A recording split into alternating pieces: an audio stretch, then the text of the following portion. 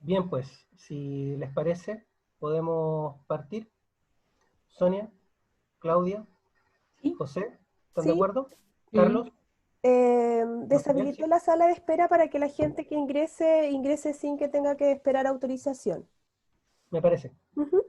Yo voy a iniciar entonces. Bien, pues. Bueno, en primer lugar, muy buenas tardes a todas y todos. Para quienes no me conocen, mi nombre es Nicolás Suárez. Yo soy el coordinador general de preparación en enseñanza media del programa PASE PUCB y coordinador general de programa propedéutico PUCB. Antes de comenzar, les queremos pedir que por favor silencien sus micrófonos para evitar interferencias. Eso lo pueden hacer en el icono que se encuentra en la parte inferior de sus pantallas. Además, y como ya había comentado antes Sonia, a quienes mantengan sus cámaras encendidas, les comentamos que se van a tomar registros fotográficos de esta actividad para posterior difusión, para que lo tengan en cuenta. Queremos en primer lugar saludarles y darles las gracias por su presencia en este conversatorio, el que es organizado por los programas de inclusión del talento académico de la PUCB.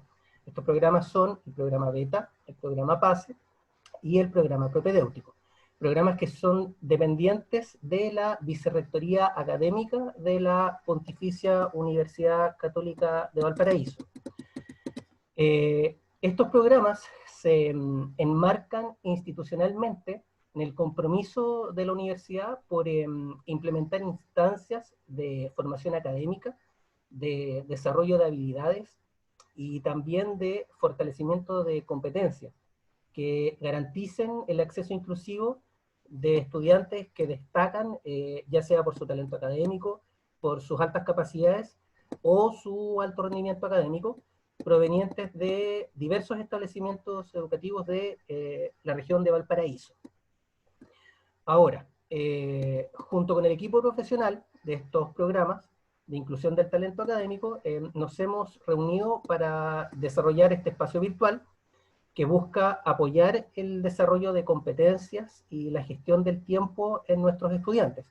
Ya no con la mirada reactiva que todos nosotros que nos movemos en el ámbito formativo tuvimos que tener en el primer semestre, tratando de responder al desafío que nos imponía la pandemia, sino ahora ya en el segundo semestre con la experiencia ganada, con un actuar propositivo que nos permita dejar estas capacidades instaladas y que sean también, y esto es muy importante, extrapolables en el diario vivir de los estudiantes y les favorezcan en la construcción de sus proyectos de vida postsecundarios.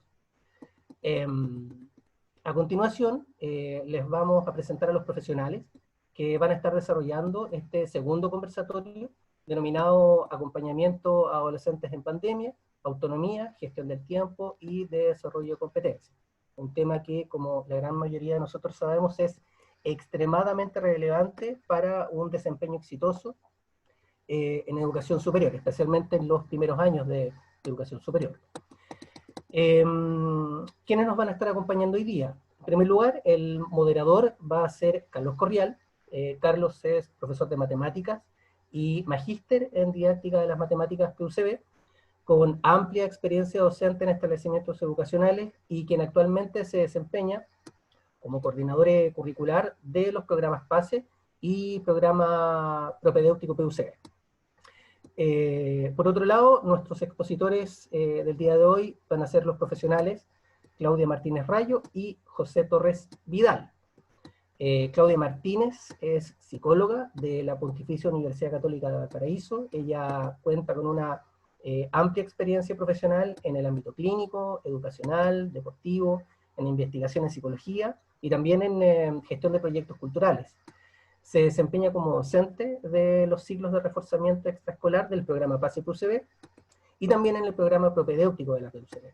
En ambos programas ella se especializa en desarrollo de la autonomía, en gestión del tiempo y también en desarrollo de competencias, directamente trabajando con nuestros estudiantes participantes. Por otra parte, nos acompaña también José Torres, titulado de la carrera de licenciatura en Historia, Educación y Pedagogía en Historia y Ciencias Sociales de la Universidad de Valparaíso, con experiencia también en establecimientos educacionales. Él actualmente ejerce como jefe de la unidad técnico-pedagógica del Colegio Kennedy Lassen de Santo Domingo, y desde allí él ejerce como encargado del vínculo estratégico entre el Colegio Kennedy Lassen y las acciones del programa PASE que realiza la PUCB allí. Acciones que están dirigidas al desarrollo de competencias y capacidades en estudiantes de tercer y cuarto año medio. Él nos va a compartir también experiencias pedagógicas de intervención en periodos de crisis, desde diferentes mecanismos de contacto con la comunidad educativa, que probablemente es uno de los más grandes desafíos que en este momento están enfrentando los establecimientos educativos en el país. Esto es cómo mantener una comunicación y un vínculo estratégico entre las comunidades educativas y las familias, los estudiantes, los padres apodernos. Quiero finalizar esta introducción agradeciendo el interés de todas y todos, especialmente de padres, madres y apoderados. También les queremos dar las gracias a las y los representantes de las corporaciones municipales y también de establecimientos educativos. Sabemos que el día de hoy tenemos presente a directoras, directores, orientadores, jefes y jefas de UTP, docentes de la comunidad educativa que están participando el día de hoy. Así es que muchas gracias. Sean bienvenidos y bienvenidas a este conversatorio que, por cierto, no tiene la finalidad de sentar una cátedra de cómo se deben hacer las cosas. La finalidad de este conversatorio, por eso es un conversatorio, es compartir herramientas, experiencias y estrategias que permitan el desarrollo de la autonomía entre nuestros y nuestras estudiantes para el aprendizaje online. Así es que les agradezco su presencia el día de hoy, espero tengan una grata experiencia, muy buenas tardes, y don Carlos Corrial lo dejo a cargo de la moderación de la actividad. Muchas gracias, Nicolás. Me presento, mi nombre es Carlos Corrial, y vamos a dar un inicio ya a la charla con una pequeña contextualización de, ¿cierto?, porque estamos haciendo una charla de autonomía, gestión del tiempo y desarrollo de competencias en contextos educativos, más aún en periodos de crisis sanitaria. Me gustaría que, antes de poder comenzar, para poder apoyar así la gestión de Claudia y de José, podamos ir respondiendo en el chat algunas preguntas que tienen que ver con qué necesitan nuestros estudiantes o hijos para aprender óptimamente, ¿ya? En este sentido, para nosotros es sumamente importante también conocer la realidad en la que están moviéndose hoy día y poder tener ahí una experiencia base para la cual podamos ir trabajando y apoyando en ese sentido. La pandemia a todos nos ha transformado en diferentes niveles de nuestro diario vivir. Por lo tanto, tenemos una mirada hoy día de contexto que es distinta a la que pudimos haber tenido en abril. Por lo tanto, ya no tenemos solamente una acción reactiva, sino que también podemos tener una reacción proactiva respecto de qué es lo que se nos viene este segundo semestre y cómo estamos comenzando ahora en agosto.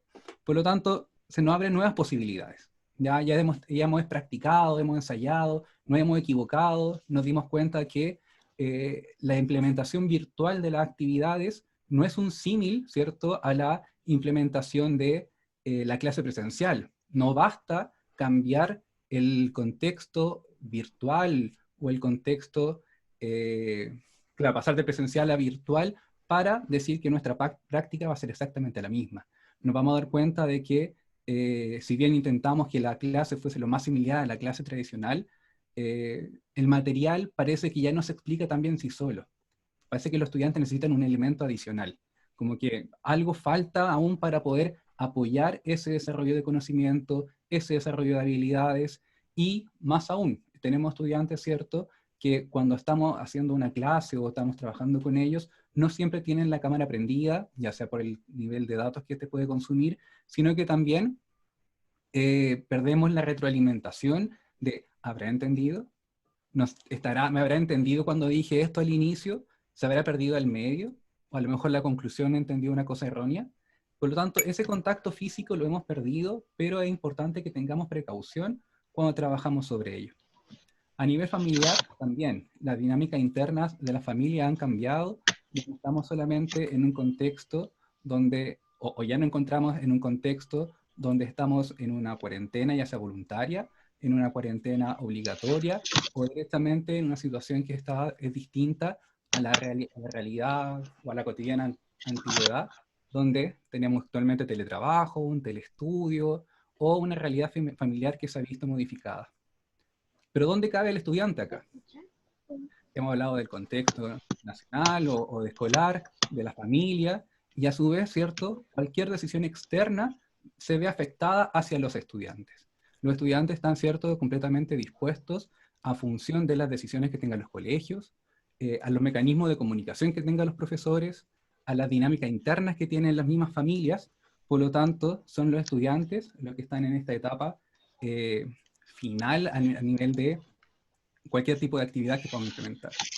La charla de hoy día, o el conversatorio de hoy día, ¿cierto?, va a tener varias preguntas o varios temas que vamos a tratar, en este caso Claudia y José, pero la idea es que podamos ver o preguntarnos, ¿cierto?, cómo optimizar el aprendizaje, cómo gestionar el tiempo, cómo podemos generar esta autonomía desde los diferentes actores que involucran o que intervienen al estudiante o al adolescente.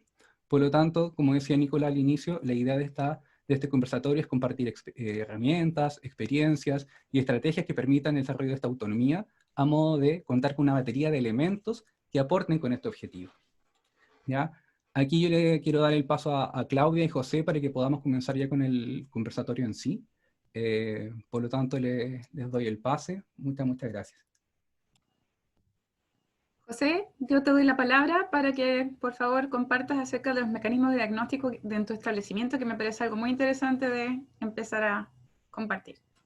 Muy buenas tardes a todos. Espero que se encuentren bien. Agradecer en primer punto la invitación que realizó el equipo PASE de la Pontificia Universidad Católica de Valparaíso para poder explicar no tan solo experiencias que se realizan en nuestro colegio, sino que también otros aportes de otros colegas. Nosotros sabemos que la pedagogía no tan solo uno lo aprende en la universidad, sino que también uno lo aprende a partir de la experiencia. Y frente a esto, es súper importante el compartir, ¿ya? Y frente a esto, comentarles, por ejemplo, que uno de los elementos esenciales dentro de la educación en el contexto en el que nos encontramos es el hecho de la contención, ¿ya? Nosotros sabemos que los estudiantes de nuestros colegios, en su gran mayoría, muchas veces están solos, sus padres trabajan ya durante todo el día por la necesidad que esto merita. Entonces, el hecho de poder interactuar con ellos vía redes sociales principalmente, producto que la gran mayoría de las compañías hoy en día tienen estas herramientas liberadas en cuanto al consumo de datos, ha permitido, por ejemplo, realizar desayunos en varios colegios donde es una manera de realizar una contención emocional.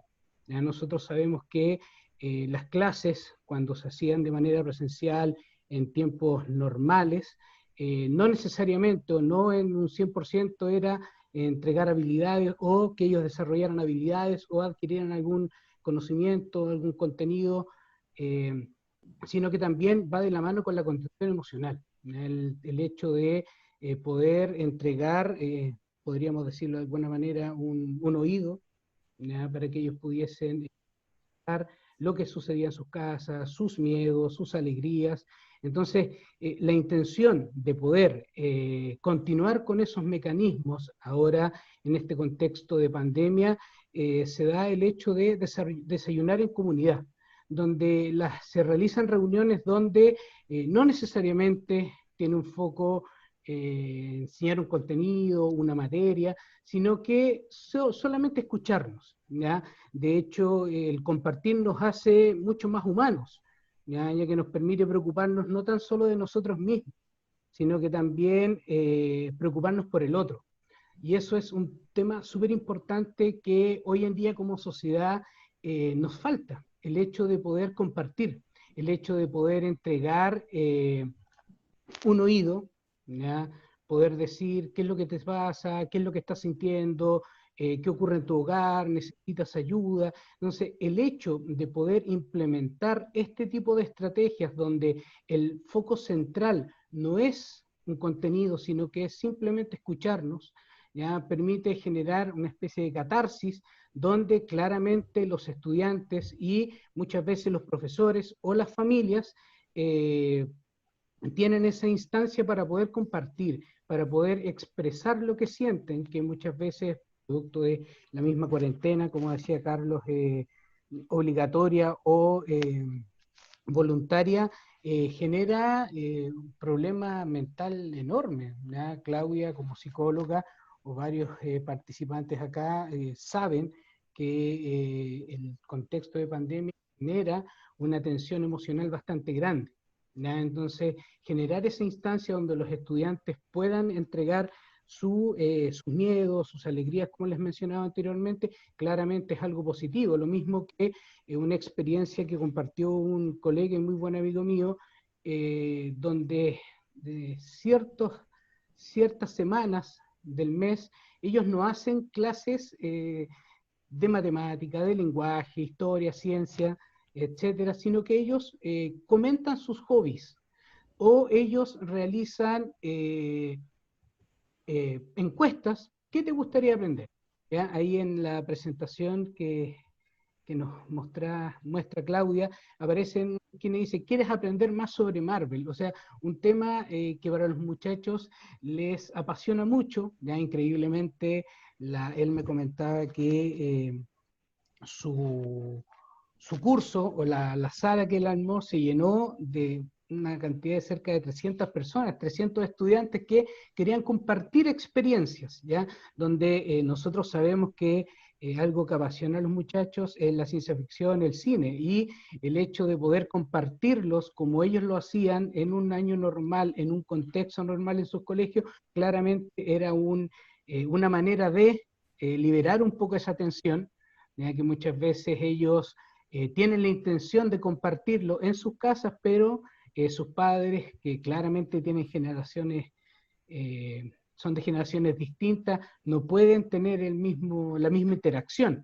Entonces, el hecho de generar estas instancias donde no es contenido, no es un aprendizaje de una materia, sino que el hecho de poder compartir es una estrategia súper positiva y que es súper recomendable para el resto de los profesores o miembros del equipo directivo que nos acompañan el día de hoy, de poder comentarlo en sus comunidades educativas, que se pueden implementar aprovechando las redes sociales, pensando en el usuario final, y que claramente son sumamente positivas para toda la comunidad educativa en sí. Gracias. José, quiero comentarte qué interesante lo que están innovando ustedes con el objetivo de poder estar en contacto y vincularse, porque sin vínculo no hay aprendizaje posible. Entonces, darle una mirada nueva a el contexto en el que estamos, que puede parecer que obstaculiza muchas cosas, pero a la vez nos puede proveer de posibilidades que antes no nos habríamos podido imaginar, como una clase así de masiva a partir de una motivación propia y genuina, y donde además podemos estar cada uno desde su hogar compartiendo, por ejemplo, un desayuno. Yo justamente te iba a preguntar si las personas que componían los asistentes del desayuno eran solo docentes o eran también otras personas de la comunidad escolar. Es que, mira, lo que sucede en estos desayunos claramente son enfocados. Profesor jefe con su curso, o los docentes, junto con los equipos directivos también, las reuniones de apoderados, que muchas veces más que informar o entregar información, es escuchar, ¿ya? El poder compartir, que en una reunión normal se hacía o uno nunca pensó que íbamos a necesitar la tecnología para poder interactuar de una manera de catarsis, ¿ya? Entonces, claramente la intención de esto para todos los miembros de la comunidad educativa es eso, poder compartir, ¿ya? Poder escucharnos. Como les decía anteriormente, no es tan solo preocuparnos de nosotros mismos o de nuestras familias, sino que es poder preocuparnos del resto, ¿ya? Que eso como sociedad, siento yo, nos hace mucha falta. El individualismo que existe hoy en día es enorme, ¿ya? Y que la tecnología había hecho eso. ¿Ya? Este sistema en donde uno trabaja, llega a la casa cansado, prácticamente a dormir, no hay mucha interacción en la familia, la pandemia ha cambiado un poco eso. Ya nos ha obligado positivamente a compartir, y el hecho de poder hacerlo también con los miembros de la comunidad educativa es algo sumamente positivo, intencionando claramente con profesores, apoderados, los mismos estudiantes. Hay algo súper importante que quería decir y que tiene que ver con lo que quizás se puede ver como mal dicho, como la abulia del estudiante o de los adolescentes, y sin embargo ahí se ve el interés en participar. Incluso aquí mismo, en este grupo, están presentes directivos, docentes y también estudiantes. Y si no sé si te diste cuenta recién en la pantalla, empezaron a aparecer unos escritos. Eso es el deseo de aparecer, de tener aquí una presencia. ¿Ya? Así que es importante escucharlos en todo el proceso. Me gustaría ver las respuestas que han dejado en el chat.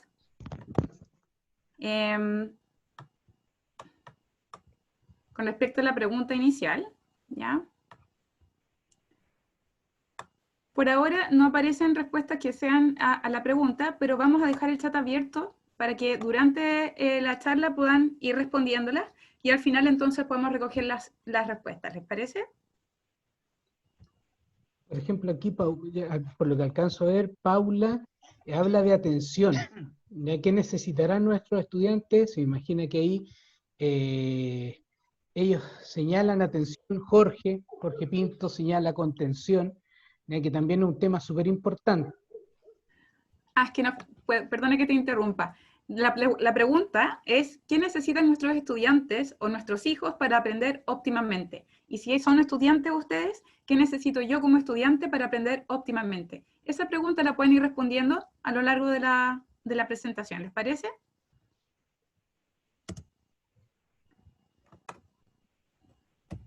Bueno, así como José estaba compartiendo recién una posibilidad novedosa de encontrarse y de desarrollar aprendizajes, yo también quisiera ahora mencionar algunas técnicas de estudio o métodos que quizás conocen, para partir de ahí un tema nuevo, ¿ya? No sé si conocen la técnica Pomodoro, el método SQ3R. José, ¿la conoces? ¿Esas técnicas? Las había escuchado, de hecho son bastante interesantes de poder compartir con los estudiantes. Ya como decía, como decía el título de la presentación, la intención es logren autonomía. De hecho, conversaba con un muy buen amigo presente, Carlos, que uno como docente muchas veces cae en el error de entregarles a los estudiantes prácticamente todo hecho. ¿Ya? Y uno de los elementos esenciales del currículum hoy en día es que los estudiantes sean autónomos, ¿ya? De hecho, el currículum nacional habla de una progresión, y que también el desarrollo de habilidades. Entonces, el hecho de que tú ahora muestres estas técnicas claramente, buscan eso, ¿ya? Pensando en ese paso sumamente importante, desde el colegio a la universidad. Bueno, caso particular, uno llega con métodos de estudio muchas veces no sirven cuando uno entra a la universidad, y que uno aprende a porrazo, como se dice. Entonces, el hecho de que ahora ustedes, como Universidad Católica de Valparaíso, pontificia, perdón, entreguen este tipo de herramientas a través de este conversatorio, o Claudia cuando hace estas clases de los ciclos de reforzamiento extraescolar, ¿ya? Que muchachos de estudiantes del colegio donde yo soy parte aprenden, claramente es súper positivo. ¿Para qué? Para que cuando entran a la universidad no sientan que el colegio no les sirvió de nada, ¿ya? Que de hecho muchas veces uno lo escucha, ¿no? El colegio no es súper distinto a la universidad. En cambio, si ellos ven que el colegio sí pueden tener estrategias, sí pueden tener técnicas para poder desarrollarlas, fortalecerlas en la universidad, claramente es positivo. En este caso, si ves la pantalla, hay una mera mención de cómo se llama cada una de las técnicas que voy a hablar, porque en el fondo quiero hacer una comparación entre ellas para que después nuestros estudiantes puedan averiguar por su cuenta de qué se trata cada una, ¿ya?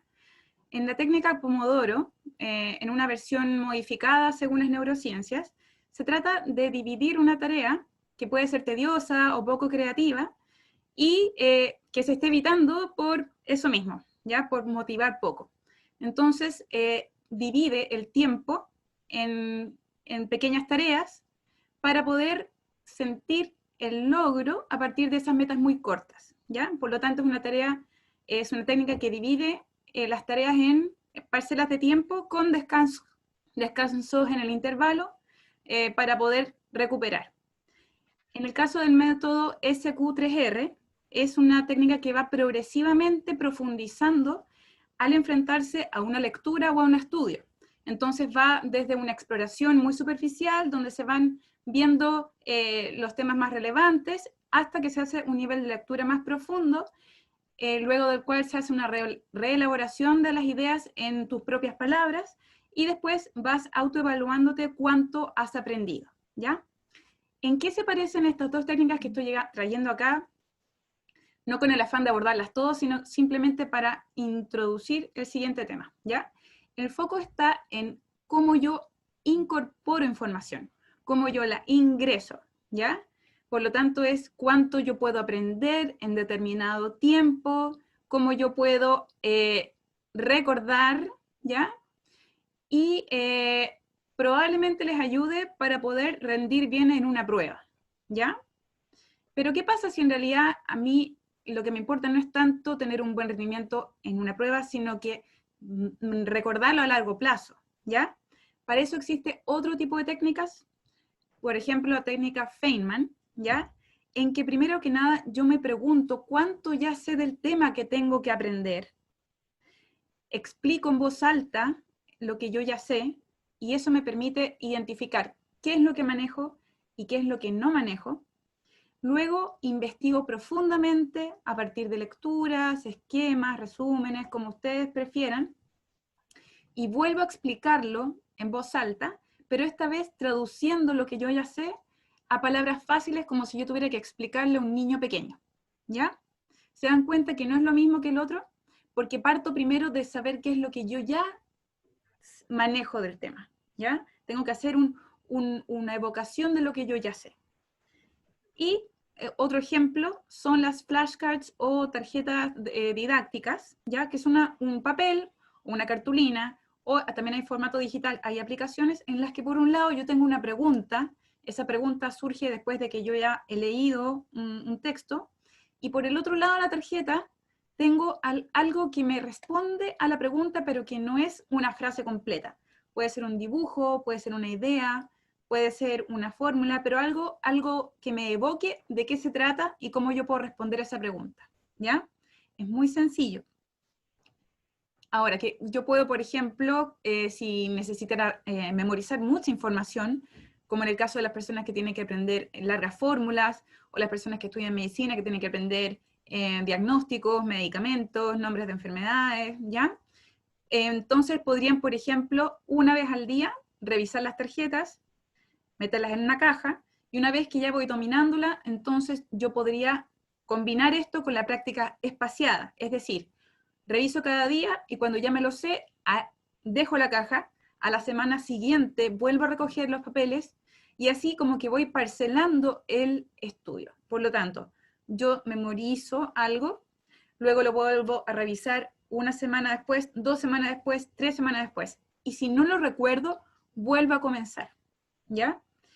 Además, lo puedo combinar con la metacognición en el sentido de yo preguntarme, siendo bastante crítica, ¿cuánto yo sé? ¿Cuánto yo he dominado?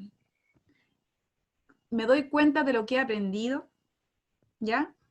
Si se dan cuenta, ambas técnicas, la técnica de Feynman y la de flashcards, el foco está no en incorporar mucha información, sino que yo pueda evocar el recuerdo, que yo haga el esfuerzo de recordar de qué se trataba, ¿ya?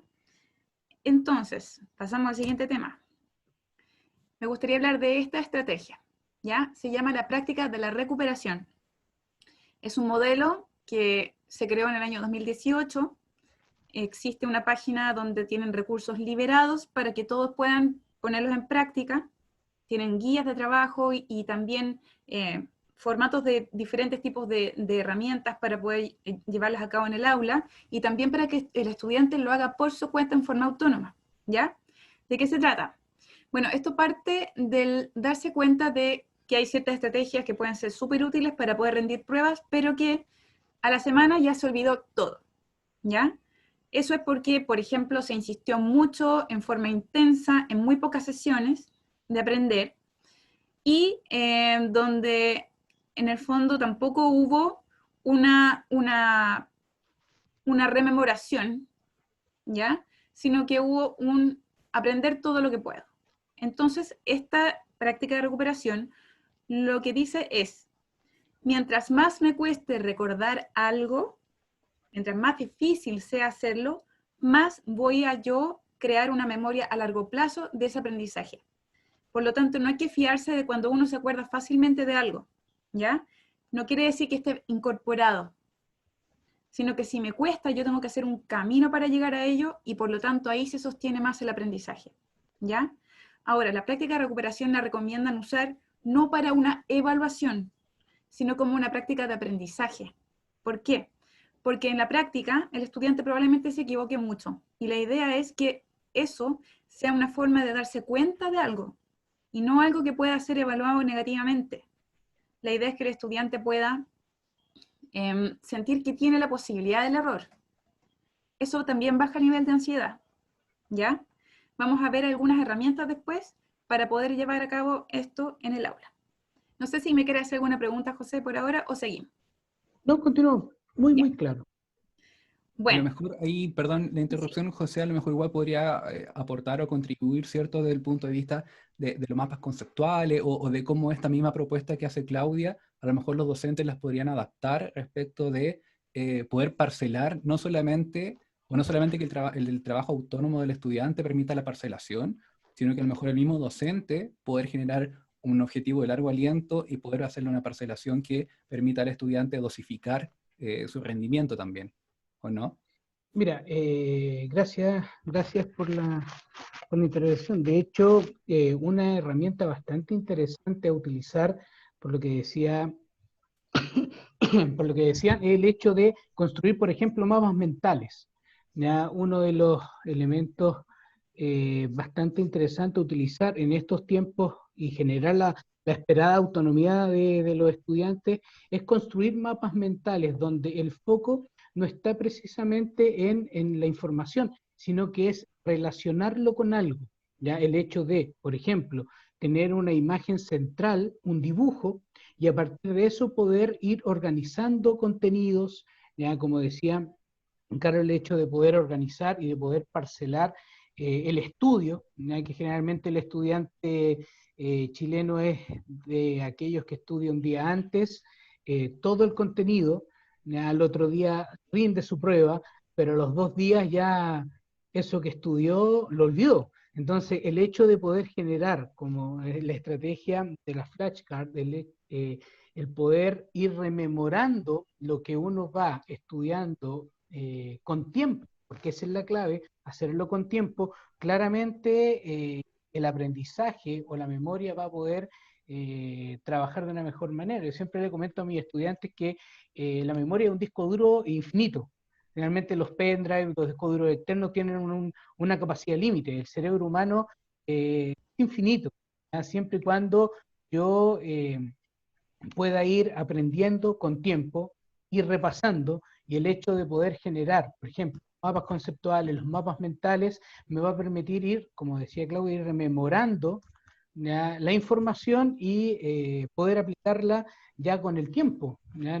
Yo siempre les pongo el mismo ejemplo. Ustedes nunca van a entrar a la consulta de un médico y el médico va a sacar un libro de anatomía para ver qué órgano es el que tiene usted y que le duele, ¿ya? Sino que él, al momento de practicar, repasar, ver todos los días el contenido, verlo cada cierto tiempo, va a permitir que el cerebro nunca más lo olvide. Entonces, el hecho que se esté mostrando esas estrategias claramente va a permitir a los estudiantes un mayor índice una mayor autonomía, ¿ya? Que claramente les va a permitir sobrellevar de una mejor manera estudios universitarios, posteriormente de títulos, magíster, doctorados. Claramente el hecho de manejar las técnicas de estudio adecuadas son sumamente positivas para ellos.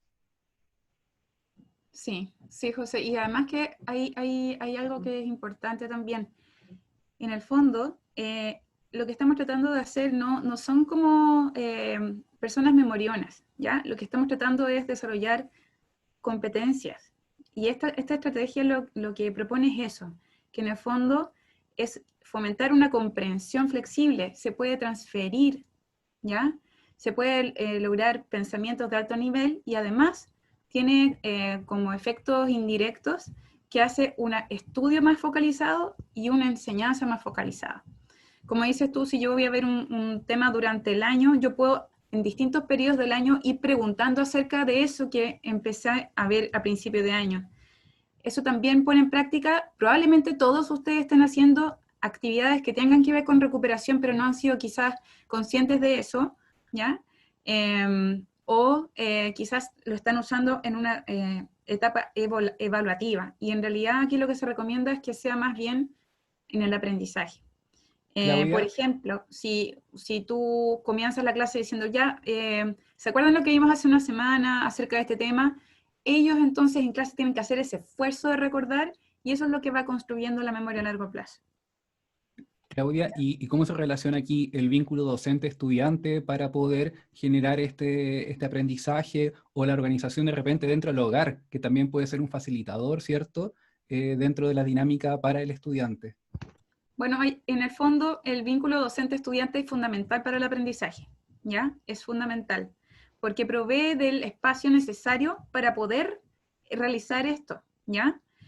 Ahora, ¿qué nosotros proponemos como características de esta relación? Es que sea un docente sensible y disponible a las necesidades del estudiante. Promover un clima de aula positivo, donde haya un respeto, donde haya una actitud auténticamente afectuosa hacia él, ¿ya? También el docente no debería desilusionarse si los resultados de los estudiantes no van al ritmo que él esperara. La idea es que también pueda reforzar la autonomía, dándole la palabra, estimulando el pensamiento divergente o distinto de lo que él está proponiendo, teniendo un respeto auténtico, ¿ya? También es importante, y esto conduce a una relación de resiliencia, es decir, donde pueda ser un apoyo para los estudiantes para poder sostener las crisis, como en la que estamos en este momento, es ofrecer tareas o retos en clases que sean desafiantes, lo suficientemente difíciles como para que le cueste al estudiante realizarlo, pero posibles, ¿ya? También el profesor debe ofrecer su apoyo, ¿ya?, para esta vinculación, pero sin obligarlo. Tiene que ser una oferta que el estudiante puede o no aceptar, ¿ya? También es interesante para el funcionamiento de la clase crear normas grupales en que los estudiantes tomen decisiones consensuadas, ¿ya? Y siempre es bueno dar el espacio al humor en la sala. Por otro lado, para apoyar la gestión del tiempo desde el hogar, se propone que se hagan consensos en las rutinas que en este momento han cambiado en base al que estamos conviviendo mucho más tiempo juntos, bueno, excepto aquellos que realmente tienen que trabajar, pero en general estamos mucho más tiempo juntos que antes, ¿ya? Entonces, podemos preguntarnos, por ejemplo, ¿qué es lo mínimo que tenemos que hacer en casa para que funcione? ¿Ya? ¿Qué obligaciones tenemos todos con respecto al trabajo, al estudio, cómo nos conectamos, qué computadores tenemos que usar, qué espacios tenemos para poder hacerlo, ¿ya? ¿Qué actividades podemos compartir en familia? ¿Qué me relaja, me hace sentir bien o me entretiene? Todas estas preguntas las podemos hacer cada uno de los componentes de la familia, ¿ya? También, ¿a qué hora nos tenemos que levantar para lograr lo anterior? ¿Cuál es la hora de dormir? Todo esto nos hace cuestionarnos, bueno, ¿han cambiado nuestras rutinas? ¿Tenemos que volver a dialogar en torno a ellas? Es importante considerar cuántas personas y quiénes son aquellos que componen la familia, las edades de cada uno, las tareas que tiene que hacer cada uno, ¿ya? Y los tiempos para estudiar y para trabajar.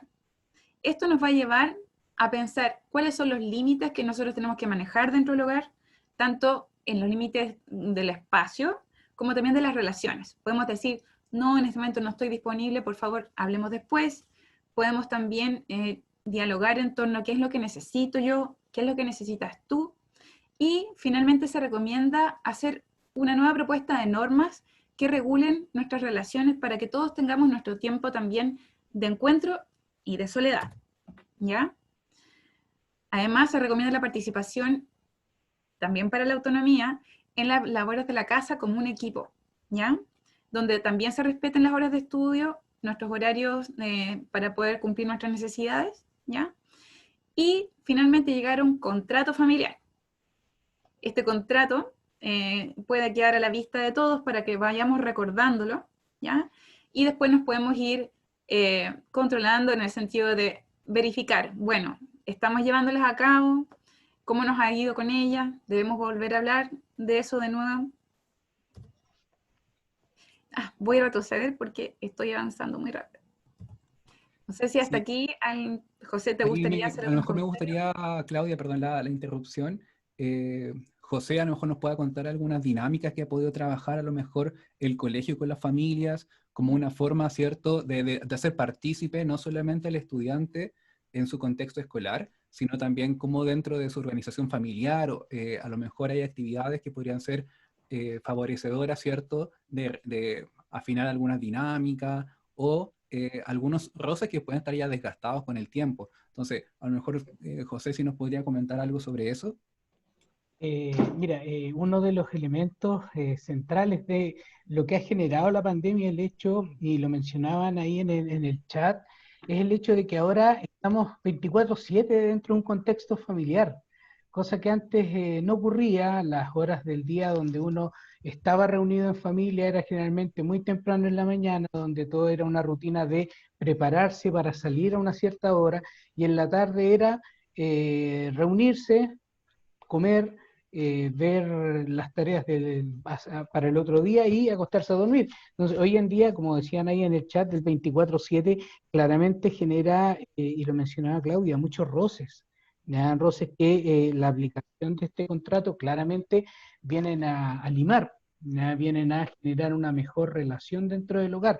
Y frente a lo que tú me mencionabas, Carlos, el hecho de generar instancias donde podamos tener mayor tiempo para compartir en familia.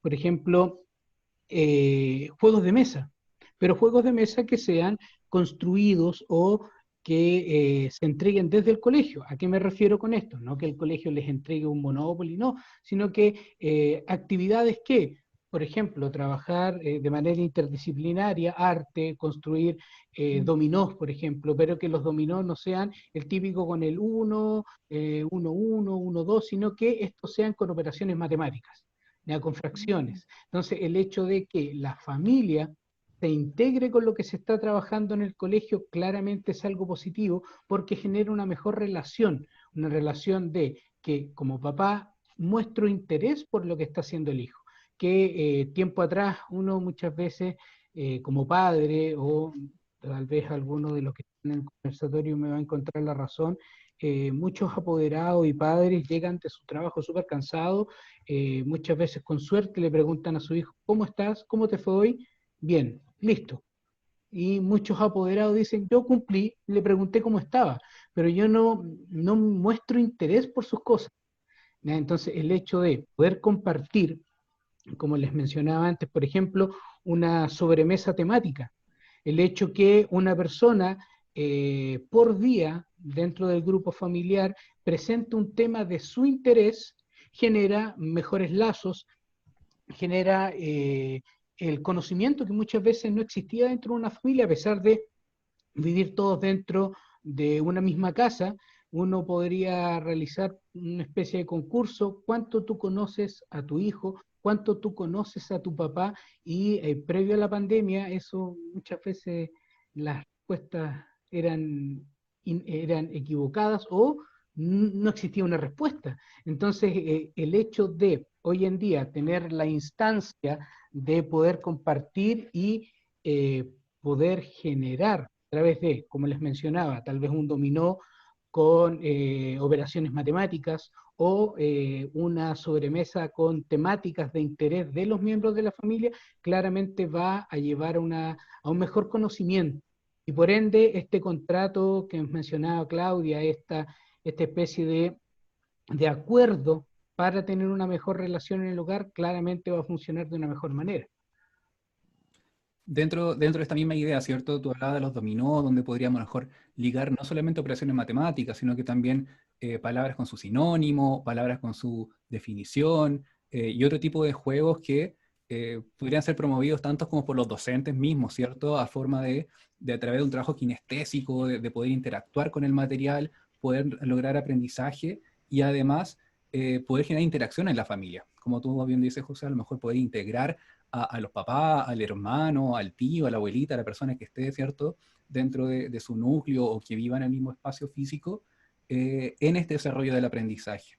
Pero hasta ahora hemos trabajado, ¿cierto?, algunas técnicas mecánicas que tienen que ver con los docentes. También hemos visto, ¿cierto?, algunas ideas o dinámicas de organización dentro del espacio de la casa.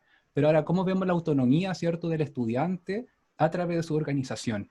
¿Cómo podemos, ¿cierto?, trabajar ahora la idea de a lo mejor de un horario o algún elemento, en este caso, Claudia? Bueno, aquí me voy a enfocar. Claudia, ¿me das un tiempecito? ¿Podemos interactuar hablando o no? Yo la verdad es que por un tema de organización, para dejar el contenido más condensado en una primera parte, vamos a dar un espacio de consulta y pregunta al terminar esta primera parte, que ya estamos cercanos al fin. Pero si es una intervención cortita, no hay ningún problema. No, porque mi duda, mi inquietud, ¿cierto?, es ¿qué tipo de familia están pensando ustedes? ¿En qué tipo de familia? Porque la realidad que usted está planteando, ustedes están planteando en este momento, no es la familia real que nosotros tenemos en un 90% de nuestros estudiantes de nuestro liceo. ¿Ya? Entonces, Claro. ahora, esto es una solución de una familia normal, a lo mejor a la cual todos nosotros participamos y fuimos educados bajo ese concepto, pero la familia de ahora, con problemáticas sociales graves, donde no hay un padre, no hay una madre, donde no hay hábitos, donde toda la responsabilidad académica, ¿cierto?, se le entrega al liceo. ¿Dónde está la solución para nosotros? Esa es mi inquietud. Ya, claro, por eso solamente estamos conversando hasta ahora de cómo el colegio, el espacio educativo, los profesores se hacen cargo, ¿cierto?, desde la organización didáctica de la clase, ya sea a través de la parcelación de los contenidos, a través de las técnicas que estaba comentando Claudia al inicio. La pregunta que se abordó de parte de José tenía que ver, ¿cierto?, con cómo el colegio también integra a la familia. Sabemos que no todas las realidades son iguales. Esa cambia en función de los colegios, de las comunas, la ruralidad, la urbanidad que tiene también cada una de las comunas, el número de estudiantes, o sea, el número de personas que existe una casa, y son todos condicionantes, ¿ya? La idea que estamos trabajando acá es poder entregar algunas herramientas que algunas pueden que funcionen en algunos casos y otras puede que no funcionen. Dentro de este trabajo, ¿cierto?, de estudio eficiente con práctica de recuperación, repetición espaciada, Claudia nos propone, ¿cierto?, aquí un par de modelos que a lo mejor podríamos continuar. Bien, igual la pregunta que hizo Javier me parece muy interesante, quizás al final podríamos retomarla, ¿ya? Muchas gracias, Héctor. Y aquí finalmente es como un resumen de lo que significa la práctica de recuperación a través de varios pasos que les puede servir a los estudiantes que están aquí presentes, lo que puedan escuchar esta grabación. para poder poner en práctica lo que habíamos dicho antes, ¿ya? Entonces, si por ejemplo te enfrentas al tema que tienes que estudiar, ya sabes cuál es el tema, puedes, por ejemplo, hacer lo que se llama el brain dump, así como voy a hacer como vaciar mi cabeza de todo lo que sé acerca de eso, y lo puedo anotar como un texto o como un esquema, o dibujar algo, ¿ya? Y que yo vea que he puesto ahí todo lo que yo sé. Luego, puedo entonces hacer un estudio donde yo puedo leer, puedo preguntar al texto qué me quiere decir, hacer un análisis profundo, ya puedo hacer resúmenes, lo que ustedes quieran. Y después pueden hacer las tarjetas que habíamos hablado antes. Es decir, por un lado de la tarjeta pongo la pregunta y por el otro lado algo que me evoque la respuesta. Luego yo puedo esas tarjetas entonces ir estudiándolas, puedo ir tratando de memorizar el contenido, ir revisando, chequeando cuánto sé en espacios de tiempo, al principio bastante seguido y después con mayor distancia en el tiempo. La práctica entrelazada, ¿qué significa? Es que si yo tengo, por ejemplo, 3 materias que estudiar, lenguaje, matemática e historia, ¿ya? Porque sé que tuviera una evaluación, por ejemplo, en una semana más de los 3 temas, yo debería ir mezclando en distinto orden el estudio de ellas a lo largo de un día. Yo distribuyo este estudio, por ejemplo, en 5 días. El primer día hago lenguaje, matemática e historia, el segundo día lo hago a la inversa y así. Eso también ayuda a construir la memoria. ¿Y el ticket de salida qué es? Son preguntas que me hago yo para poder evaluar realmente cuánto he aprendido. Por ejemplo, ¿qué aprendí hoy? Y puedo nombrar 2 cosas. Puedo evaluar qué tan seguro o segura me siento de realmente saber eso, ¿ya? Puedo preguntar qué preguntas tengo al respecto aún, qué cosas no domino, ¿ya? Y después voy chequeando eso. Ahora, esto desde el punto de vista del docente, si ustedes, por ejemplo, van a utilizar los tickets de salida, también pueden hacer un ticket de entrada, es muy importante para el docente dar una retroalimentación de esta información que le da el estudiante. Si no existe, entonces el proceso no queda bien construido, ¿ya? Para que lo recuerden. Entonces, la práctica espaciada es distribuir a lo largo del tiempo el estudio. También esto se puede combinar con lo que aparece abajo, que es una tabla de lo que sé, lo que quiero saber, lo que aprendí, ¿ya? Esas son algunas de las cosas que podemos decir. Ahora, sí es importante, como decía don Héctor, tener el espacio adecuado, el tiempo propicio. Por eso es que hablábamos de cómo preparar un ambiente dentro de la familia que pueda sostener esto.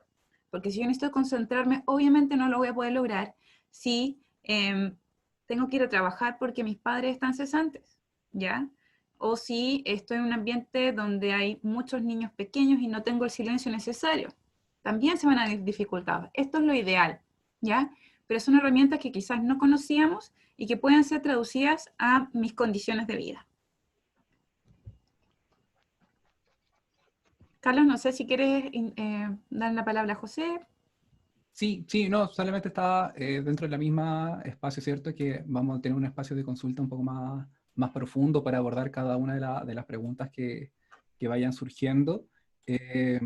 Claro, cuando nosotros trabajamos la idea, ¿cierto?, de autonomía, existe una gestión de parte del docente, o una gestión de parte de la escuela, o una gestión de parte de la familia, para poder lograr esa autonomía, a menos que, ¿cierto?, el estudiante pueda tener un desarrollo autónomo porque lo logró antes, un estudiante a lo mejor que está en otro proceso personal y lo pueda lograr con mejor o mayor calidad. Pero delante de José hablaba sobre un poco de los hobbies, ¿cierto? O esta idea de poder compartir algunos elementos individuales o talleres online, ¿cierto? Que a lo mejor serían importantes de volver a tomar como no solamente puedo trabajar la autonomía a través de mis elementos formales escolares, sino que también puedo trabajar la autonomía desde elementos que pueden ser incluso más atractivos, más allá de lo curricular, ¿cierto?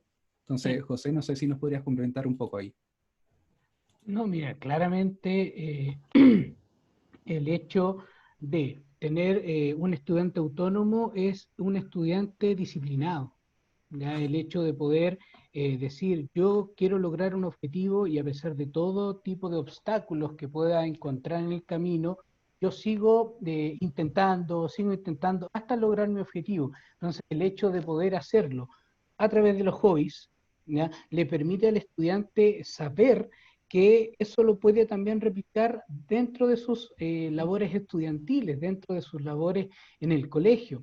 Entonces, claramente, dándole a don Héctor, que decía que las familias hoy en día no son como hace 30 años atrás, 40 años atrás, donde hay familias disfuncionales. Claramente los hobbies, los ocios son un mecanismo donde los estudiantes o donde las personas pueden ir supliendo, entre comillas, esa búsqueda de lograr objetivos, ¿ya? Entonces, el hecho de tener hobbies, por ejemplo, como les mencionaba en un comienzo de este conversatorio, de estas reuniones que se realizaron en este colegio acá en San Antonio, claramente son algo súper positivo que, intencionado desde el colegio, le permite a los estudiantes ir entendiendo que a través del desarrollo de, por ejemplo, actividades físicas, actividades como hobbies,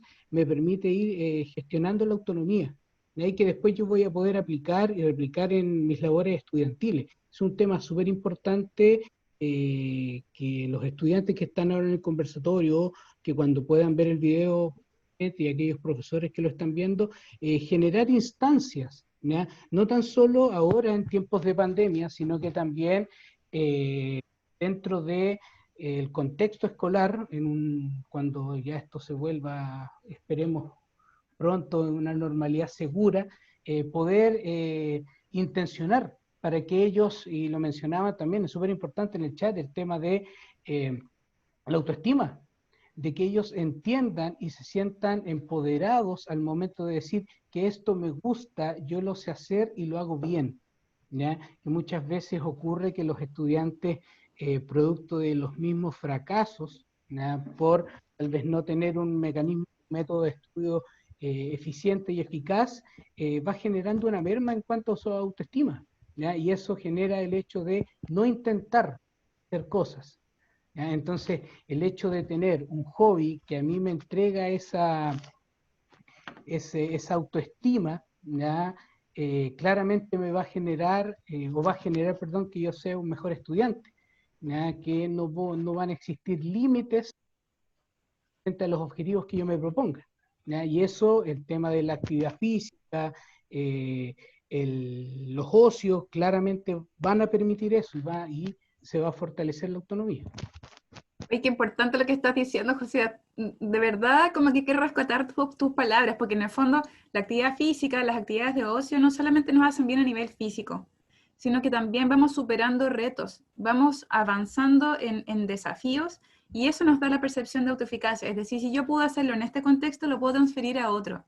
Y yo puedo sentirme capaz entonces de superar desafíos cada vez más grandes o más difíciles. Eso es súper importante. Por otro lado, también quiero mencionar que si bien estamos en un contexto sanitario y social muy complejo, donde las familias pueden estar pasando graves crisis, no solamente de trabajo, sino también de salud, duelos, eso no debería ser una condición para que los sueños de los estudiantes con respecto a su futuro, por ejemplo, tengan que verse truncado porque debe ser así, ¿ya? No necesariamente porque estemos en una crisis, eso va a determinar cómo va a ser mi futuro. De eso se trata el tema de la resiliencia. La resiliencia es una forma como de, ya, cuando yo estoy en la crisis, esto va a ser como un trampolín para que yo de esta pueda salir y pueda salir fortalecido, ¿ya? Entonces, con respecto a la actividad física, quiero contar una experiencia que está pasando en PASE, por ejemplo. Este año, justamente por lo que estamos viviendo con respecto a la pandemia, los estudiantes de educación física que estaban en cuarto de la católica tenían que hacer su práctica y no tenían la posibilidad de encontrarse con estudiantes. Y a través del PASE, entonces, intervinieron para poder hacer su práctica con los estudiantes de los liceos PASE. Y ese fue un espacio muy interesante donde se proponían, por ejemplo, muchos juegos, no solamente en reuniones sincrónicas, sino a través de cápsulas, para que los estudiantes realizaran en sus casas con sus familias. Y eso es una idea que tal vez lo pueden utilizar los establecimientos escolares para que los profesores de educación física también lo puedan promover, porque tiene muy buenos efectos a nivel de convivencia también. Muchas gracias, Claudia. Solamente como para ir cerrando ya y pasar el espacio de preguntas, porque sabemos que hay hartas dudas en el chat y aprovechamos la instancia para las personas que quieran plantear alguna, la podamos ir leyendo acá, ¿cierto? Aquí Claudia añade algunas prácticas para descomprimir el estrés, pero estoy seguro que también dentro de las mismas preguntas van a salir algunas otras más que pueda aportar dentro de la experiencia de Claudia, como también de la experiencia de José.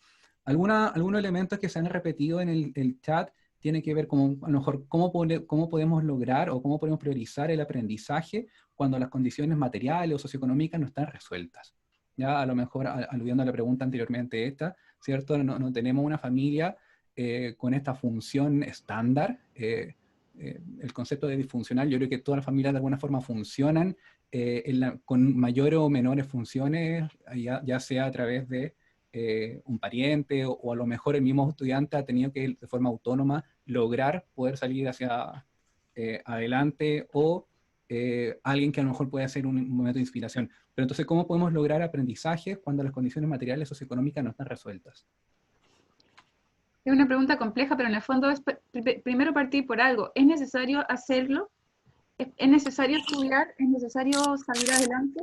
Porque si yo me respondo que sí, entonces es necesario para poder entonces organizar la familia o el tiempo para darle el espacio necesario para eso, ¿ya? Y para ello todos podemos contribuir. Si yo, por ejemplo, tengo el sueño de ir a la educación superior, ¿ya? Pero tengo miedo, ¿ya? Entonces, ¿cómo la familia también puede ayudar a que este sueño se siga sosteniendo, ¿ya?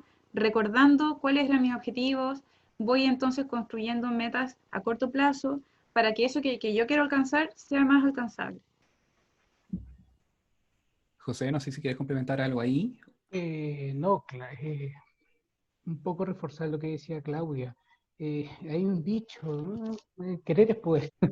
Entonces, ¿y de qué manera un docente puede colaborar con un estudiante que sí quiere trabajar? Mira, te puedo comentar la experiencia de una profesora de mi colegio, ya se llama Susana Torres, quien ella ha utilizado las redes sociales pensando en el usuario final. Yo les comentaba, y es ya de público conocimiento, que muchas empresas de telefonía tienen sus redes sociales gratis.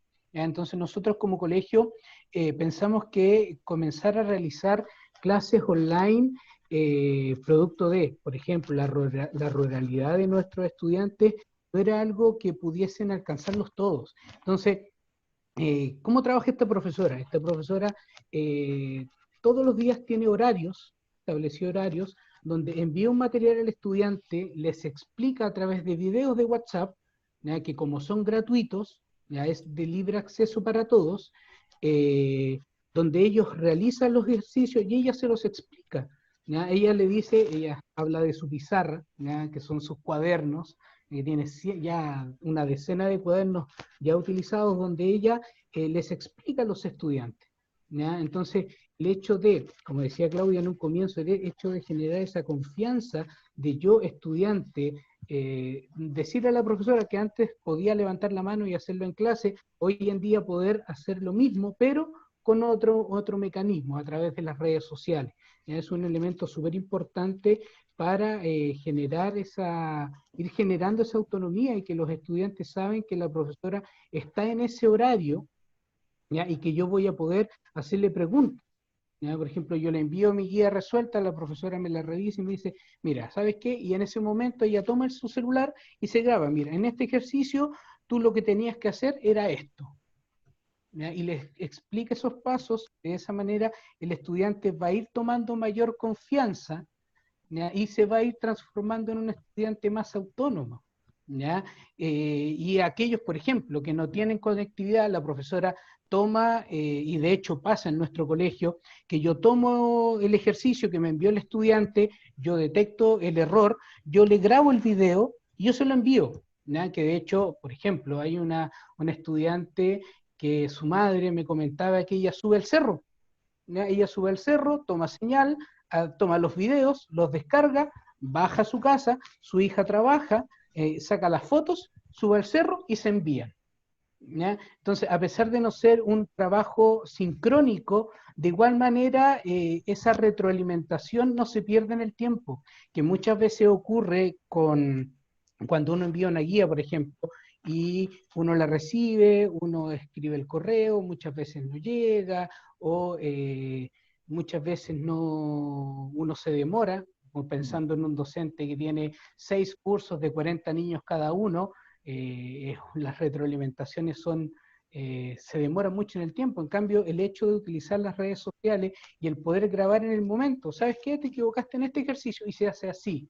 Claramente es algo mucho más eficiente, ¿ya? Y que ha dado muy buenos resultados en el colegio frente a esta situación, que ya todos sabemos que no es fácil.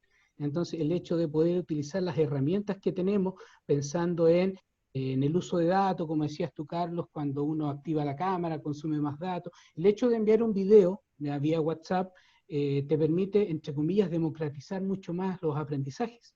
A diferencia de, si por ejemplo, yo voy a hacer una clase virtual y en el chat apareció un comentario, ¿ya? De si Alicia decía si los estudiantes viven lejos. Claro, el hecho de poder tener este mecanismo, el WhatsApp, claramente colabora y ayuda mucho, ¿no? Y de hecho ella me ha señalado que hoy en día los ejercicios los resuelven de mejor manera, ¿no? Ella no tiene que estar corrigiendo tanto, porque ellos ya han tenido o ya tienen la mecánica de trabajo y ha funcionado bastante bien, ¿ya? Como una práctica que los colegas podrían replicar en sus colegios, no tanto haciendo clases online que, como decía por ejemplo Alicia, si mi hijo tiene clase a las 9 de la noche, por ejemplo, y soy yo el que le da internet y yo me voy a trabajar, él no puede participar. En cambio, cuando yo llego y yo le comparto internet, él va a poder descargar el video que la profesora le hizo para su ejercicio. Mira, te equivocaste en esto y esto es lo que tienes que hacer. El niño claramente va a ir adquiriendo habilidades y va a ir logrando la esperada autonomía. Muchas gracias, José. Yo la verdad es que rescato dos grandes cosas dentro de lo que tú comentas, que tiene que ver con el acuerdo previo con el docente. ¿Ya? Cuando uno establece mecanismos de comunicación con el docente, se facilita de mejor forma, ¿cierto?, estos espacios de retroalimentación. El WhatsApp es una alternativa. Puede ser que sea otra plataforma, puede que sea otra mecánica, puede que sea otro dinamismo. Lo importante es que haya un acuerdo, ¿cierto?, entre el estudiante y el docente para lograr estos espacios de comunicación. Y lo segundo que tú dijiste, y a lo mejor es muy interesante de rescatar, tiene que ver con la inversión en tiempo. A lo mejor la profesora invertía mucho tiempo al inicio en poder responder a los estudiantes, pero a lo mejor se dio cuenta con el tiempo de que esa inversión rindió fruto porque ya lo hacen los estudiantes de una forma más eficiente y a lo mejor piden mucho menos apoyo. Entonces creo que es importante rescatar esas dos partes. Claudio, esta pregunta te la quiero plantear a ti y tiene que ver un poco con la ansiedad de los estudiantes, que una de las preguntas que se plantea acá en el chat de cuarto medio respecto a esta incertidumbre, ¿ya? Esta incertidumbre de qué es lo que vamos a hacer para el fin de año, cómo podemos, ya sea desde la familia, desde el docente, apoyar al estudiante en este desconocimiento de qué es esta nueva prueba, cómo vamos a cerrar el año, y todas las preguntas que pueden surgir de parte de eso. Bueno, este es un año muy complejo, sobre todo diría yo para los estudiantes de cuarto, porque incluso hay estudiantes que no iniciaron nunca el año, ¿ya? Que no se han visto, que no se vieron entre ellos ni con los profesores, incluso desde el año pasado a partir del estallido social. Entonces se están perdiendo vínculos, se están perdiendo rituales para aquellos que este año es súper significativo. Ahora, yo quiero hacer como un pensamiento un poco raro, pero hay una novela que se llama El cielo protector de Paul Bowles, donde se habla de la diferencia entre el turista y el viajero. yo siento que al principio de año estábamos como en etapa como turista, en que pensábamos que esto se iba a acabar pronto, de que pronto íbamos a volver a la normalidad, y ahora estamos como en etapa de viajeros, en que nos fuimos de viaje y no sabemos cuándo vamos a volver. Pero nos estamos acostumbrando a esto y tenemos que asumirlo así como algo que va a durar durante mucho tiempo. Entonces es distinta la actitud. Afortunadamente hay ciertos datos actualmente que nos está dando el Ministerio con respecto a la prueba, la prueba actual, que en el fondo tiene ciertas características que ya están más o menos definidas, ciertas fechas, todas esas cosas nos dan ciertas certezas y debería disminuir el nivel de ansiedad, ¿ya? Sin embargo, de todas maneras, hay efectos de la pandemia que se esperan en todos y que si nosotros no tuviéramos un cierto grado de ansiedad en este momento, sería raro, ¿ya? Que genera efectos físicos, emocionales, a nivel de sueño, de apetito, de mal humor. Es totalmente esperable que tengamos reacciones que antes no teníamos. Por lo tanto, esperar que estemos normales, reaccionando normal como siempre, no es como lo que debería ocurrir, ¿ya? Por eso es tan importante que nosotros podemos, por ejemplo, identificar, o que el estudiante, nuestros hijos, identifiquen cuáles son los apoyos emocionales para ellos que son relevantes. ¿Tienen algún mejor o mejor amiga o amigo en su vida? ¿Hay algún miembro de la familia que quizás no vive con ellos, pero que es relevante porque son confidentes, por ejemplo? Entonces, bueno, recordarles que es bueno tomar el teléfono y llamarlos, ¿ya? Mantener el contacto con aquellas personas que son relevantes y que nos dicen a nosotros mismos quiénes somos y que nos recuerdan quiénes somos, es algo que hay que seguir cultivando, ¿ya? La distancia física no es distancia social.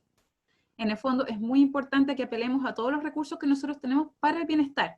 Hacer cosas que nos gustan, darnos espacio para jugar con nuestras mascotas, hacernos cariño, en el sentido de me voy a preparar un rico desayuno, voy a hacer algo que a mí me guste, me voy a vestir como yo quiero, son cosas que no debemos perder, ¿ya?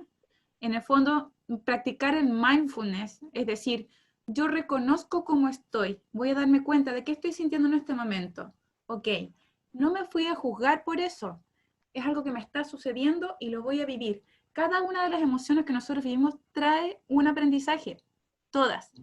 El sentirnos tristes también nos permite observarnos a nosotros mismos, darnos cuenta de qué es lo que nos molesta, lo que nos duele, conocernos profundamente y decir, esto va a pasar, es transitorio, nuestras emociones siempre van fluctuando, no nos quedamos pegadas en una, ¿ya? Y no somos necesariamente como cuando somos tristes, somos una persona con un crisol de emociones y de actitudes, y hay que recordarlo, ¿ya? Esto va a pasar también. Ahora, con respecto a los planes y proyectos a futuro, podemos, por ejemplo, si nuestros hijos quieren ser, por ejemplo, grandes médicos, que sigan en TikTok algún médico que sea interesante y que les permita mantenerse activos con el recuerdo. Ah, por eso que yo quería ser médico. En Facebook hay muchas páginas que yo puedo seguir de personas que a mí me hacen sentir admirado. Yo quiero llegar a lo que está haciendo esa persona algún día en mi vida. Y de esa forma yo puedo sostener mis expectativas y construirlas como una meta a futuro. Muchas gracias, Claudia. Sí, y para seguir viendo el mismo tema, porque hay muchas preguntas que están apareciendo y la verdad es que espero poder abordar la mayoría para que Claudia y José nos puedan apoyar con las respuestas. José, te pregunto a ti, ¿cómo podemos trabajar a lo mejor el autoestima en el estudiante? ¿Ya? ¿Cómo podemos trabajar el autoconocimiento? O qué pasa con la educación emocional de los colegios, porque sabemos estudiantes que hoy día pueden que estén con algún bajón de ánimo, que estén con algún tipo de característica que a lo mejor impide o no favorece el aprendizaje o el crecimiento, o el que esté participando activamente de las clases. ¿Cómo podemos a lo mejor abordar o qué a lo mejor qué herramientas podamos nosotros tener en consideración? Bueno, de hecho, todos sabemos que la autoestima es el conocimiento que uno tiene, entre comillas, ese aprecio, la consideración que uno tiene de sí mismo. Entonces, el hecho de poder realizar, por ejemplo, tareas muy simples en casa, ya ponerse como objetivo logros pequeños, en vez de lograr la perfección, por ejemplo. Claramente eso va a ir generando, y como les mencionaba anteriormente, el hecho de hacer un hobby, de poder practicar un pasatiempo, claramente me va a permitir ir logrando una mejoría en la autoestima, ¿ya? El hecho de probar cosas nuevas, ¿ya? Yo les he recomendado a mis estudiantes muchas veces que en vez de ver televisión, por ejemplo, o ver Netflix, ver Amazon, o ver TikTok, o jugar en línea, que hagan algún taller. Hoy en día existen muchos talleres gratis y libres que ellos pueden, por ejemplo, un estudiante me comentaba la semana pasada que ya está tocando guitarra, ¿ya? Que logró conseguirse una guitarra con un tío y realizó durante todos estos meses talleres y ya está tocando. Entonces, claramente el hecho de probar cosas nuevas y ir buscando logros pequeños, ¿ya? En vez de lograr, no me salió perfecto, no importa, pero logré algo nuevo. ¿Ya? Eso es súper positivo y es muy importante para mejorar la autoestima. ¿Ya? El hecho de poder, por ejemplo, fijarse metas. ¿Ya? Como decía Claudia, no metas gigantes, sino que metas pequeñas.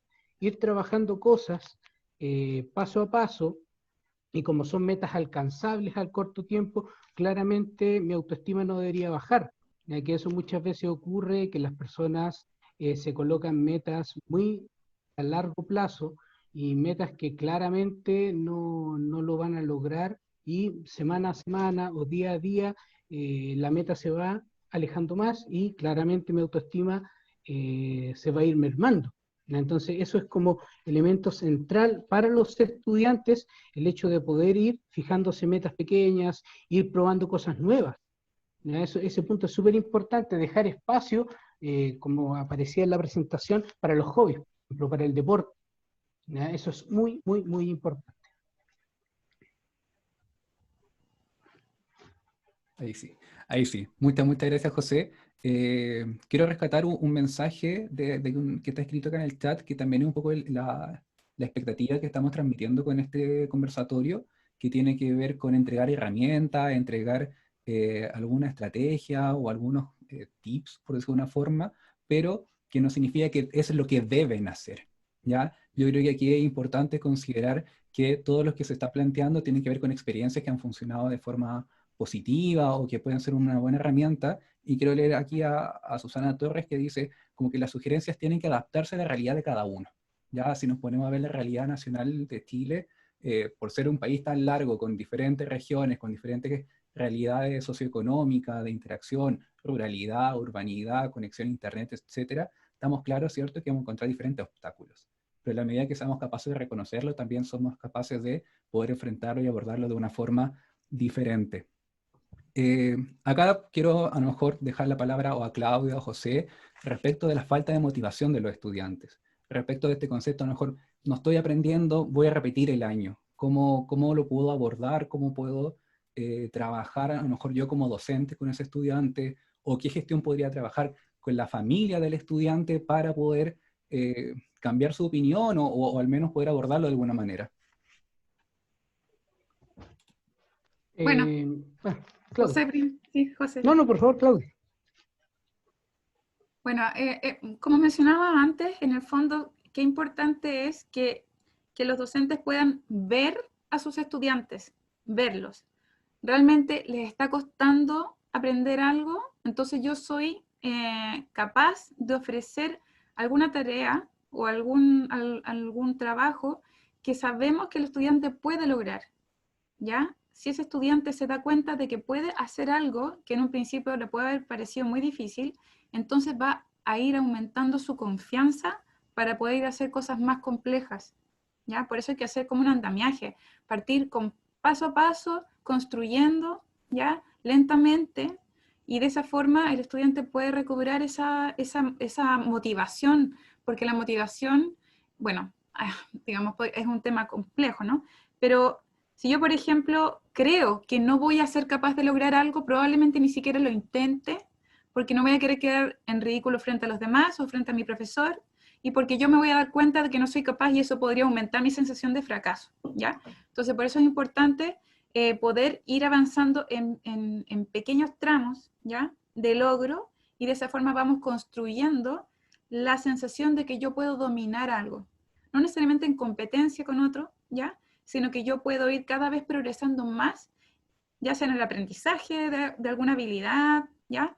Y de esa forma yo me voy a ir sintiendo cada vez más como maestro o dominando ese aprendizaje, ¿ya? Y entonces quiero aprender por el placer de hacerlo, ¿sí?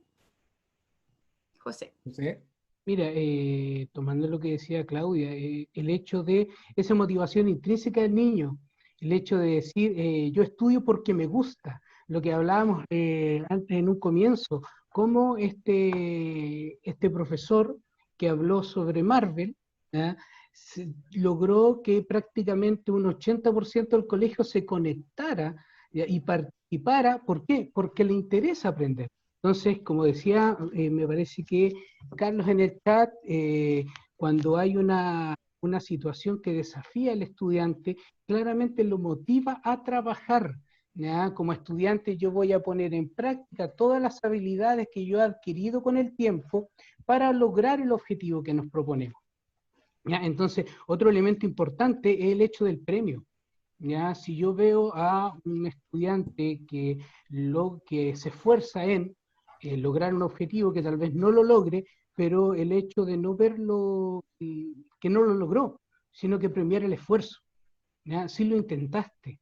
Lo que decía Claudia recién es el hecho de la resiliencia, el hecho de volver a intentar hasta lograr el objetivo, el no darse por vencido.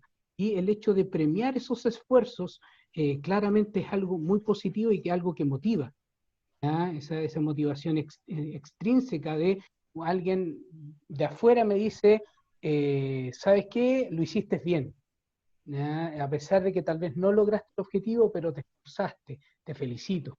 Claramente eso va a mejorar la autoestima y ese niño lo va a volver a intentar. Ya no José, se va a dar ¿puedo comentar por algo ahí? vencido. Sí, por favor. Eduardo. Hola, ¿sabes qué? Complementando lo que tú dices, yo creo que la pandemia, en el fondo, reveló que está bastante disgregado lo que es la familia en sí.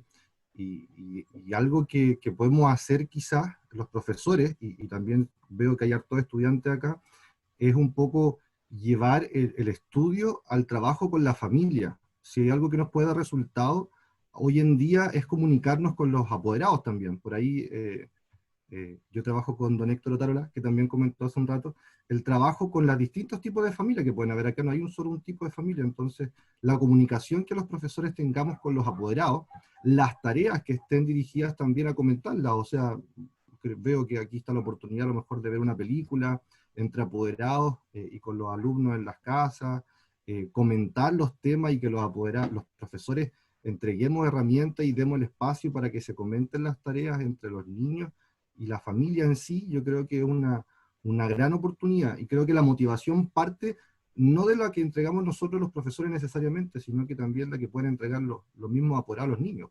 conversando en el fondo, que sabemos que la adolescencia es una etapa compleja, entonces incentivando el diálogo entre los apoderados y los niños, creo que también por ahí es un tópico que parte la motivación. Oye, Eduardo, dijiste algo que es súper importante, o quizás por ahí iba también lo que quería decir. Hay ciertas concepciones que tenemos ya, quizás por lo que hemos aprendido desde hace muchos años, con respecto, por ejemplo, a las inteligencias, ya, que también puede hacer que un estudiante crea que hasta ahí nomás llegó, de que no es capaz de nada más, ¿ya? Y es muy importante que vayamos incorporando esto dentro de la docencia, o sea, no hay solamente un tipo de inteligencia, hay inteligencias múltiples, por lo tanto es importante descubrir para qué es bueno cada uno, ¿ya? Y también, Carol Dweck, que es una autora que es muy relevante también, es importante que el estudiante sienta que la inteligencia es algo que puede ir desarrollándose, que no es que tenga un límite. Si una persona cree que no tiene un límite, va a intentarlo más que alguien que si se equivocó a la primera no lo va a seguir intentando porque cree que hasta ahí nomás llegó, ¿ya? Entonces hay ciertos conocimientos que vienen de las neurociencias, por ejemplo, que podemos aplicar al aula y que puede derribar estos mitos, ¿ya? Que tienen que ver con los límites y que también pueden ayudar a los estudiantes a aumentar su confianza. Sí, dentro de la misma línea, creo que una parte importante, a lo mejor también que se destaca dentro de los chats, está el que a lo mejor hemos intentado algo y no nos ha funcionado, ¿ya? Y eso puede ver con que a lo mejor no hicimos un buen diagnóstico, a lo mejor no incluimos a las personas con las cuales queríamos trabajar, a lo mejor necesitamos, ¿cierto?, poder integrar de una manera distinta la alternativa, ir probando. Lo más seguro es que la primera no me funcione, puede que la segunda tampoco, pero puede que la tercera ya empiece a lograr algunos enganches respecto de lo que espero con ellos poder trabajar. Por lo tanto, el elemento diagnóstico es muy importante, que durante este trabajo, que ha sido desde abril, ¿cierto?, desde que comenzamos las sesiones de virtualidad, poder haberlo realizado, y si no, todavía estamos en un tiempo de poder ir conociendo en qué está cada uno de nuestros estudiantes, ¿cierto? La realidad de cada uno es distinto, por lo tanto la metodología de abordar cada uno también es diferente. Ya nos estamos encontrando muy cerca del cierre, nos queda solamente una pregunta que es distinta a todas las anteriores. Particularmente hemos trabajado con cómo el docente, ¿cierto?, trabaja con el estudiante, cómo el docente trabaja con las familias, pero ¿quién trabaja con el docente? ¿Cómo podemos entonces nosotros generar, si no tenemos a lo mejor una cabeza que tenga un rol de líder, puede que sí, puede que tengamos un excelente líder y que al final también parte de toda esta organización tiene que ver con que hay una cabeza que está organizando y que tiene una mentalidad clara y que hacia abajo también se transmite el mismo sentido. Pero ¿qué pasa cuando a lo mejor no? ¿Cómo podemos apoyar o cómo podemos generar alguna red de profesores o un apoyo para ellos mismos a modo de llegar a los estudiantes de mejor forma o de manera óptima? Bueno, es muy importante el reconocimiento de pares entre los docentes, porque si no tenemos eso, podemos incluso empezar a dudar de nuestras propias capacidades. Tener instancias, como le decía José al inicio, de desayunos, donde yo pueda apoyarme en el otro, donde yo pueda hablar de mis prácticas, donde podamos hacer prácticas en conjunto, trabajo colaborativo, todo eso puede favorecer el bienestar docente, sin olvidar que pueden haber otros espacios que sean adicionales, como por ejemplo espacios de meditación en conjunto u otro tipo de prácticas, ¿ya? También quiero mencionar un espacio en el que yo participo todas las semanas, voy a hacer como un pequeño reclame, se llama Con Pizarra en Mano, está gestionado por 2 profesores, hacen Zoom una vez a la semana, se puede participar en forma libre, y los capítulos están guardados en YouTube, los pueden buscar, y ahí mismo aparece un link para que puedan recibir la invitación semana a semana para participar. Es un espacio de conversación entre profesores, ¿ya? Lo otro, hay un Instagram que se llama Profes con Chile, donde alojan en un drive todo tipo de herramientas en forma liberada, para que ustedes de repente, si sienten que están como inventando la rueda y no saben qué hacer, vayan allá, saquen los recursos, y si quieren pueden compartir los propios también. Ese es otro espacio de apoyo entre pares, y creo que es muy importante acudir a él, ¿por qué no? Las ideas buenas se copian. José, ¿hay algo que podamos acotar dentro a lo mejor de lo que tú comenzabas al inicio, ¿cierto? Esta interacción de, pucha, a lo mejor a mí no me ha funcionado, pero puedo conversar con el colega de historia, con el colega de biología, o a lo mejor con la persona que tiene un área distinta, que puede ser como psicología, psicopedagogía, que también trabaja en el colegio, y que a lo mejor podamos generar una red de contactos que nos permita abordar esto. No sé si tú nos podrías contar algo. Bueno, de hecho, Claudia, yo creo que le dio en el clavo cuando mencionaba este trabajo entre pares. ¿Ya? De hecho, en el colegio donde yo soy parte, nosotros fomentamos mucho eso, como equipo de gestión, como equipo de liderazgo. Nosotros impulsamos el trabajo entre los profesores. ¿Ya? Como decía Claudia, lo bueno se copia, ¿no? Uno sabe que uno cree que inventó el agua tibia, pero eso está hace mucho tiempo. Entonces, claramente el hecho de poder compartir, no tan solo temas de aula, ya en este caso a distancia, sino que también lo que nos ocurre a nosotros es súper positivo, lo mismo con el tema de los horarios. Ya nosotros dejamos establecido en el colegio de que no podemos enviarnos información después del horario de trabajo. ¿Ya? ¿Por qué? Porque nosotros como docentes también tenemos familia, también tenemos otras preocupaciones, entonces el hecho de trabajar 24/7, nosotros procuramos dejarlo atrás. Entonces también es un mecanismo importante que los docentes también tengan su espacio para poder desarrollar sus cosas. O lo mismo que ocurre al momento de poder transmitir sus hobbies, por ejemplo. Ya nosotros en el colegio estamos preparando con Raúl, el otro jefe técnico del colegio, el poder realizar cápsulas, ¿ya? Donde nosotros podamos mostrar nuestros hobbies. ¿Ya? Por ejemplo, a mí me gusta mucho el bonsai, ¿ya? Un trabajo que claramente es de largo aliento, donde la paciencia es un tema importante a considerar, donde eso uno lo puede transmitir a los muchachos, ¿ya? El hecho de que ellos nos vean a nosotros no como profesores, sino que también como personas, que tenemos hobby, que tenemos gustos, y que eso es algo positivo, ¿ya? Que los estudiantes también nos reconozcan como personas. ¿Ya? Es un tema súper importante. Muchas gracias, José. Ya estamos llegando al final del conversatorio. Creo que es importante destacar algunas cosas. Lo que presentamos hoy día tiene que ver con herramientas, tiene que ver con estrategias, tiene que ver con algunas técnicas que pueden ser útiles para cada uno de ustedes según el rol o cargo que ejerza en su colegio o el tipo de trabajo que genere con el estudiante. Por lo tanto, estas sugerencias que realizamos nosotros están en función de lo que creemos que puede ser un campo de acción para ustedes. A lo mejor si tienen las competencias o tienen el espacio para poder desarrollarlas, es maravilloso. Podrían a lo mejor implementar alguna, como decían acá en el chat, hay que hacer algunas adecuaciones, sí, hay que hacer adecuaciones. Si es por WhatsApp, claro, yo no me puedo frustrar porque al final yo lo traté de intentar por WhatsApp y no funcionó. Porque a lo mejor la realidad de mi colegio no es por WhatsApp. A lo mejor tiene que ver con otro canal. A lo mejor va a tener que ser un trabajo un poco más personalizado, ya sea a través de la llamada telefónica, como decía Claudia, a lo mejor el contacto con el apoderado a través de otro canal de comunicación. Lo importante es entender que todas estas propuestas que hemos desarrollado hoy día tienen que ver con poder ofrecer una batería, ¿cierto?, de oportunidades que les permita a ustedes elegir, conocer una distinta, a lo mejor intentarlo y van a fallar, pero puede que alguna de estas intenten y funcione.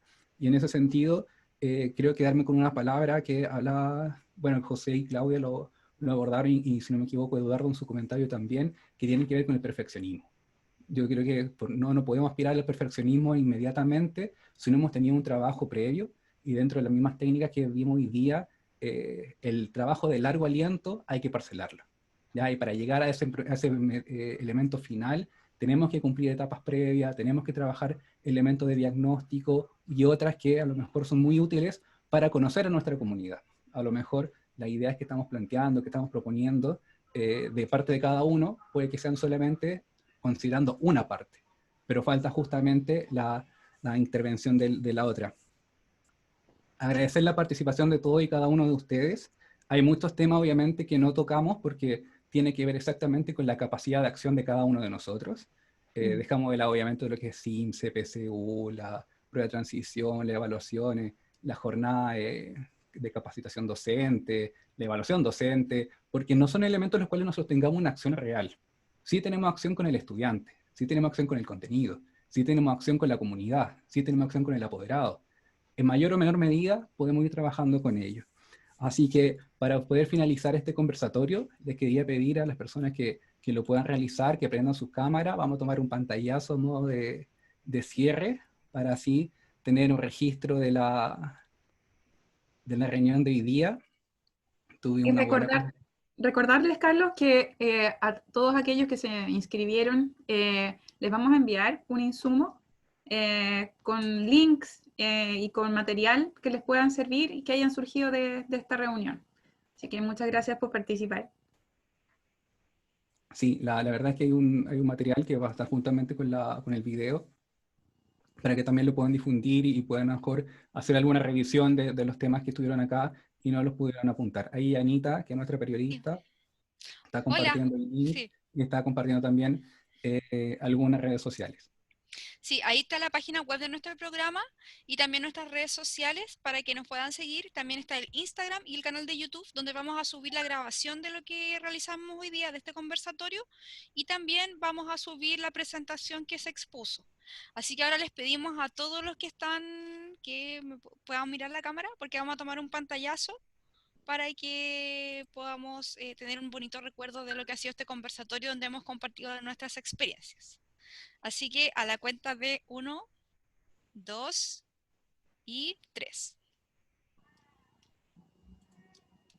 Ahí está.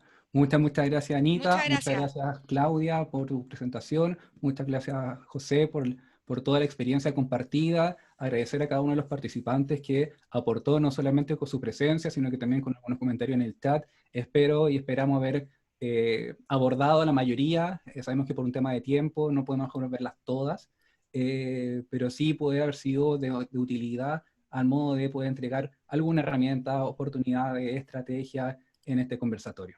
Así que agradecerlos, muy buenas tardes y estaremos viéndonos ya en un próximo conversatorio que también será comunicado a su comunidad educativa de forma oportuna.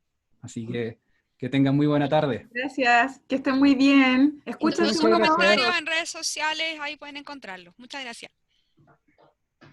Hasta luego. Chao, Hasta luego. chao. Bien.